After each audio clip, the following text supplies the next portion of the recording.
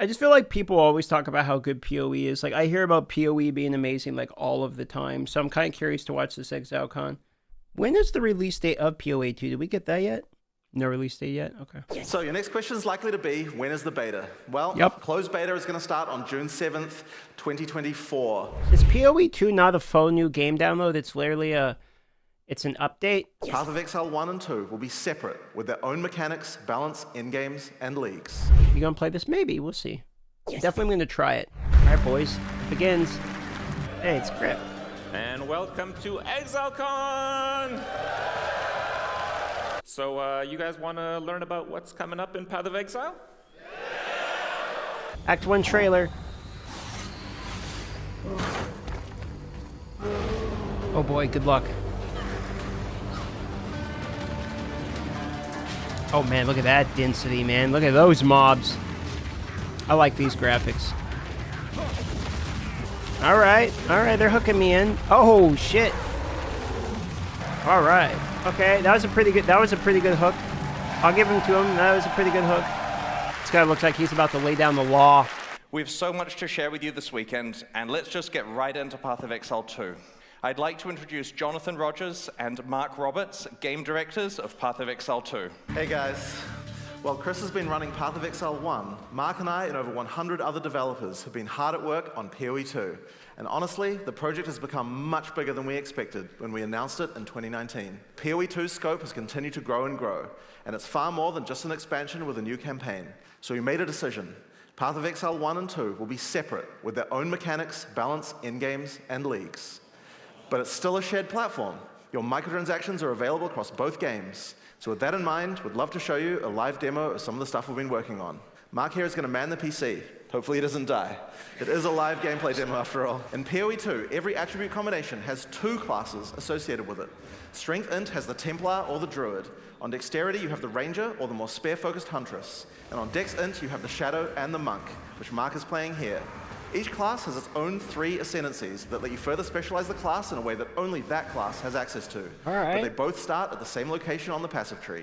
But of course, this is PoE. You can still mix and match anything to your heart's content.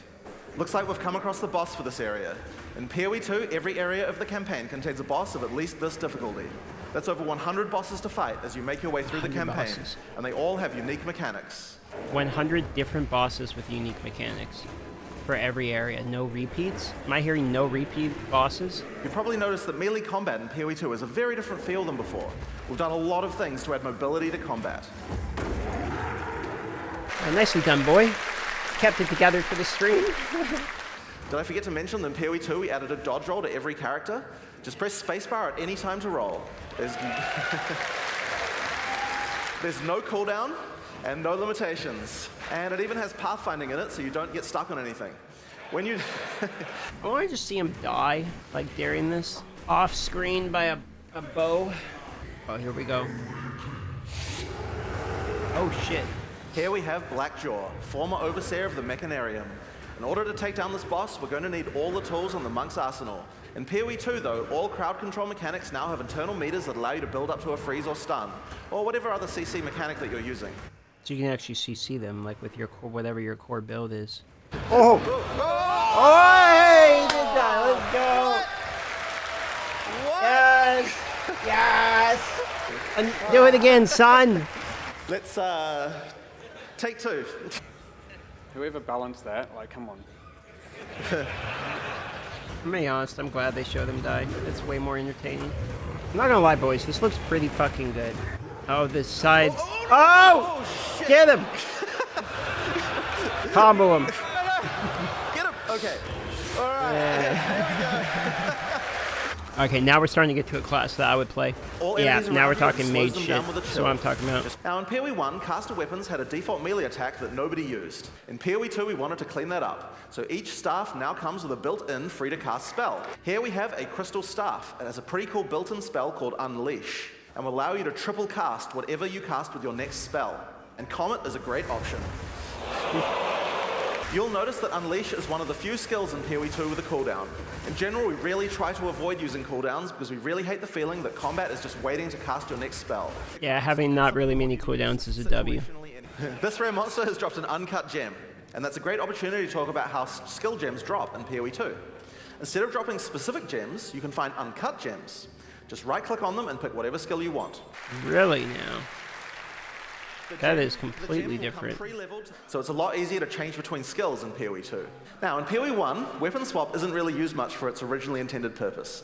In PoE 2, we wanted to solve all of that. When we use Spark, the character will automatically switch to the lightning staff on his back and then use the skill. And when Octavian uses his Ice Nova, his character automatically switches to his Ice Staff before using it. Oh. I mean, you can... Okay. That's pretty good. At the top right of the screen, you can see that we have some weapon set specific points to allocate. He can allocate set 1 to the cold passives, and then allocate set 2 to the lightning passives. So whenever we cast the appropriate spell, the character's passives reconfigure on the fly to the correct build for that spell. Dude, the depth this is going to have, holy moly. There's a huge number of places where the system can shine. These seem like fairly significant changes over PoE 1. I mean, admittedly, I'm not a PoE 1 expert, but this seems like some pretty massive changes from what I remember. Oh, that's cool. I mean, I like the lighting. They really have the lighting effects down well, like the lightning glows and everything. The closed beta is going to start on June 7th, 2024. Path of Exile 2 has been a long time coming, and we're incredibly excited to be near the finish line, so but it's we're like just not quite there basically yet. 10 months away. We're determined not to rush this and make sure we get everything right. 41 weeks, right? In the meantime, there's a lot in store for PoE 1. The baby's in a year, boys. Sure as look good, though. So that wrapped up the PoE 2 announcement and keynote. I'm curious what you guys think of that. So far, to be honest, let's talk about PoE 2, because they also announced the league, but PoE 2 is kind of the big announcement there. I thought it looked kind of fun. I thought the boss fights looked pretty good. I definitely am going to try it. Yeah, the beta is in June 7th, so we have some time still. But when it comes around, I would think that would be one to try. I mean, we have plenty of time to do other things, but I actually thought that looked better than I thought it was going to look, I'll be honest. I thought what I liked mostly about the graphics was the lighting. I thought the lighting looked pretty good. Like the lightning creating its own lighting, which casted shadows and stuff around there, etc. I thought that looked pretty good. Like the pure, like, actual lack of light, where the skeletons were kind of coming out the dark, etc., instead of just like a dark theme. If you know what I mean? Like, I thought that looked pretty good. So I thought that was kind of enjoyable. Overall, that was pretty enjoyable to watch, though. We will be streaming again live tomorrow, 11 a.m. Pacific, as is usual. Bye-bye, everybody. Have a wonderful day. Thanks for coming by today.